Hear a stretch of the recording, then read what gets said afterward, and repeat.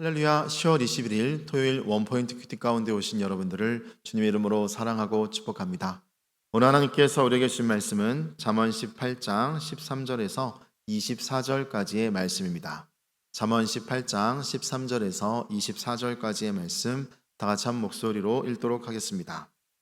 사연을 듣기 전에 대답하는 자는 미련하여 욕을 당하느니라. 사람의 심령은 그의 병을 능히 이기려니와 심령이 상하면 그것을 누가 일으키겠느냐. 명철한 자의 마음은 지식을 얻고 지혜로운 자의 귀는 지식을 구하느니라. 사람의 선물은 그의 길을 넓게 하며 또 존귀한 자 앞으로 그를 인도하느니라. 송사에서는 먼저 온 사람의 말이 바른 것 같으나 그의 상대자가 와서 밝히느니라. 제비 뽑는 것은 다툼을 그치게 하여 강건한 자 사이에 해결하게 하느니라. 노엽게 한 형제와 화목하기가 견고한 성을 취하기보다 어려운즉 이러한 다툼은 산선 문빗장 같으니라. 사람은 입에서 나오는 열매로 말미암아 배부르게 되나니 곧 그의 입술에서 나는 것으로 말미암아 만족하게 되느니라. 죽고 사는 것이 혀의 힘에 달렸나니 혀를 쓰기 좋아하는 자는 혀의 열매를 먹으리라. 아내를 얻는 자는 복을 얻고 여호와께 은총을 받는 자니라. 가난한 자는 간절한 말로 구하여도 부자는 엄한 말로 대답하느니라. 많은 친구를 얻는 자는 해를 당하게 되거니와 어떤 친구는 형제보다 친밀하니라. 아멘. 이 시간 지혜로운 대화라는 제목으로 담임 목사님께서 큐티 인도해 주시겠습니다. 할렐루야. 자, 오늘 토요일입니다. 주일 준비 잘하고 계시나요? 뭐가 주일 준비인가 하면 토요일 날을 너무 우리가 밤늦게까지 텔레비를 보거나 아니면 또 과로한 운동을 해서 주일 아침에 일어나는데 지나치게 방해를 받거나 하는 것이 주일 준비입니다. 그렇게 하지 않으셔야 합니다. 오히려 9시경쯤에는 좀 쉼의 시간을 가지면서 주일 아침에 일찍 일어나 기쁘게 그분을 만날 준비를 하셔야 돼요. 그래서 여러분 주일 준비를 잘하는 것은 더 쉽게 말하면 교회 예배 시간보다 30분 전에 일찍 오는 분들 잘 하시는 겁니다. 왜냐하면 사랑하는 사람은 일찍 옵니다. 또 준비된 사람은 일찍 옵니다. 그리고 부지런한 사람은 일찍 옵니다. 아버지가 자녀들이 아버지를 만나러 올 때 그렇게 조금 더 일찍 올 때 거기에 기쁨과 위로를 얻는 거지, 가까스로 오거나 아니면 5분 늦거나 할 때 부모는 마음이 벌써 이렇게 안타까워지고 마음이 굳어갈 수밖에 없는 거예요. 이 기쁨의 표현 우리가 함께 즐기시기를 바랍니다. 특별히 잠언은 여러분 우리에게 끈질기게 입술에 관하여 권면을 합니다. 그러면 지혜의 대부분은 우리 입술 관리에 있어요. 혀를 어떻게 관리하느냐? 우리는 우리 민족의 역사 속에서 봉건 왕조 시대에 특별히 설화, 입술 관리를 잘못해서 삼족이 진멸된 경우도 보고, 또 우리 속담에 남의 말은 낮의 말은 누가 듣고 밤의 말은 누가 듣는다 하는 말처럼 이 비밀이 없는 내 입에서 나간 말들은 결국은 빙빙 돌아서 상대방의 적군의 말에게 귀에까지도 들려지더라.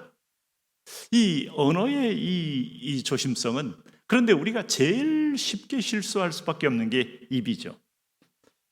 여러분, 그래서 성경은 오늘도 13절 14절에 이렇게 우리에게 권면합니다. 사연을 듣기 전에 대답하는 자는 미련하여 욕을 당하느니라. 경청을 먼저 하고 상대방의 입장을 충분히 상황을 이해한 다음에 그 다음에 대답을 하는 거지, 내 정답만 뇌까릴 때 이걸 모놀로그를 합니다.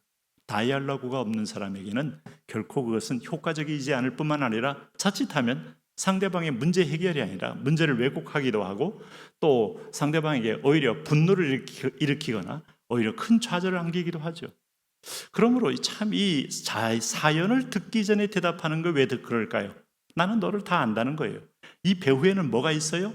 교만한 마음이 있어요. 교만한 마음. 무슨 말인가 하면 23절 말씀에도 성경은 이렇게 표현하잖아요. 가난한 자는 간절한 말로 구하여도 그러잖아요. 가난한 사람은 지금 내가 물질이 필요하고 먹을 게 필요하고 생존권이 지금 간당간당 하니까 간절한 말로 구하더라 이거죠. 다시 말하면 심지어 비굴하리만큼 그렇게 을의 입장에서 구하더라 이거죠. 그러나 부자는 엄한 말로 대답하느니라. 부자는 내가 너한테 얻을 것도 없고 하니니 당당함을 넘어 교만하다 이겁니다. 결국은 사연을 듣기 전에 대답하는 사람이 누굴까요? 교만한 사람이에요. 하나님은 교만한 그 말이 옳더라도 교만한 자의 말을 하나님은 매우 싫어한다 하는 걸 아셔야 돼요. 오늘 특별히 여기 보시면은 이 17절을 한번 보세요. 사연을 듣기 전에 대답하는 사람의 이 약점 중에 하나가 송사에서는 못 좋은 사람의 말이 바른 것 같으나 그의 상대자가 와서 밝히느니라. 그러면 우리가 흔히들 그런 말도 많이 합니다. 부부 사이의 대화에 관하여 남자 쪽 말만 들었어도 안 되고 여자 쪽 말만 들었어도 안 되고, 물론 가정의 문제를 심의하는 이렇게 이 민사 담당하는 재판관은 아닙니다만은 누구든지 얘기를 들을 때 양쪽 얘기를 들어봐야 시각 차이가 어떤 건지, 입장 차이가 어떤 건지, 두 사람 말은 옳지만은 그러나 이해를 못하는 대목은 어디에서 있어서 어느 대목에 소통이 안 되는지를 알아야 거기 정확한 권면도 하고 해답도 줄 거 아닙니까? 근데 한쪽 면만 듣고 한쪽 편에 서버린다고 해서 상대방은 좋아할지 모르지만 결국은 그 가정은 깨어지게 만드는 거예요. 그 책임을 누가 지겠어요? 깨어지고 나면 그게 해결책입니까? 나중에 보면 이 다 파괴된 집안은 빌드업하고 세워져야 하는 게 답인데 깨어지고 난 다음에는 어떤 형태도 그것은 해답이 될 수 없어요. 그러므로 송사에서는 못 좋은 사람의 말이 바른 것 같으나 자기 편에서 이 얘기, 교통사고를 당했을 때 한쪽 면만 들었다가는 오해가 쉽고 또 과장이 되고 또 심지어는 거짓말을 할 수 있는 경우 얼마나 많습니까? 그러므로 상대자가 와서 밝힌다라는 말은 균형 있고 정확한 객관적인 상황을 인식하는 데는 그 정반대 입장에 있는 사람도 얘기도 들어봐야 한다. 그러면서 그 얘기가 진정성이 있는지 아니면은 약간의 과장과 아니면 상대방 위해를 위해서 하는 거짓된 말인지 이것도 지혜를 가지고 전후 관계를 통해서 분별해내는 것이 이게 바른 것이죠. 그래서 이 19절 보세요. 노엽게 한 형제와 화목하기가 견고한 성을 취하기보다 어려운즉 이러한 다툼은 산성 문빗장 같으니라. 결국 우리가 노엽게 하면 파괴로 나옵니다. 자기를 파괴하고 자기 관계를 파괴하고 이웃을 파괴하고 이분들의 가정까지 파괴할 수 있어요. 그러므로 이것은 파괴는 사단의 열매입니다. 사탄은 파괴하는 자요, 하나님은 세우는 자입니다.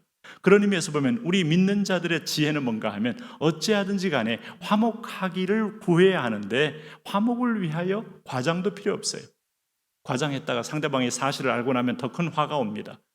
진솔하게 이해하되 상대방에 대하여 오해하는 대목을 충분히 객관적으로 얘기함으로 더 이상의 더 큰 오해가 없게 만들어서 화목할 시간도 필요하고 화목할 계기도 마련해 주는 것, 이게 바로 좋은 지혜자의 태도다 하는 것입니다.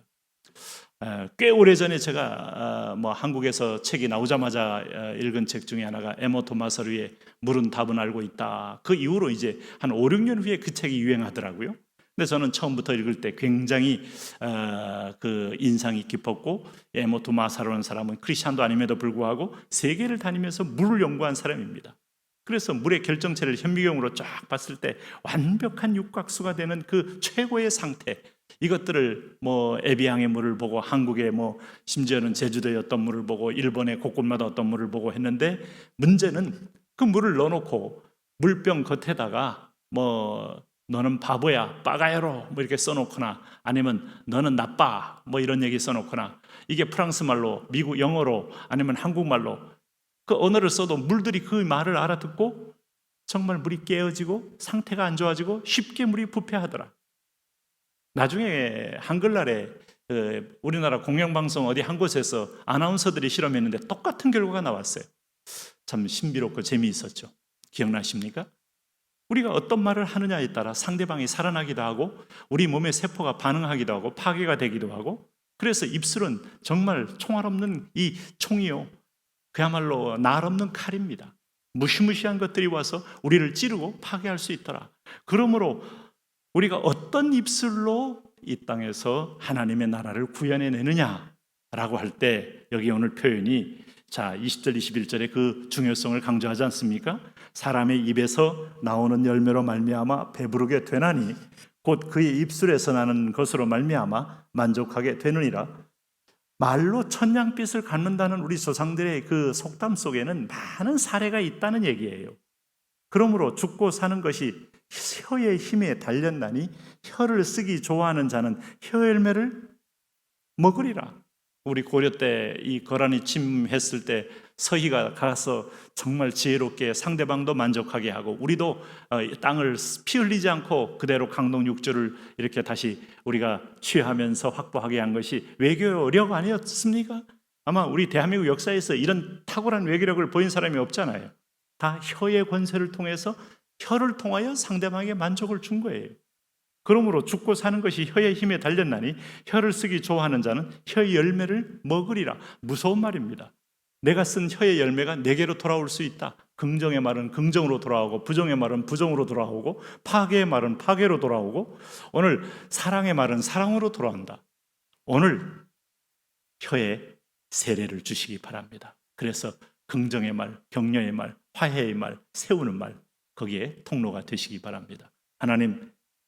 하나님이 주신 참된 지혜자의 삶을 살게 하시고 입술의 열매로 영광 돌리게 하여 주옵소서. 예수님 이름으로 기도합니다.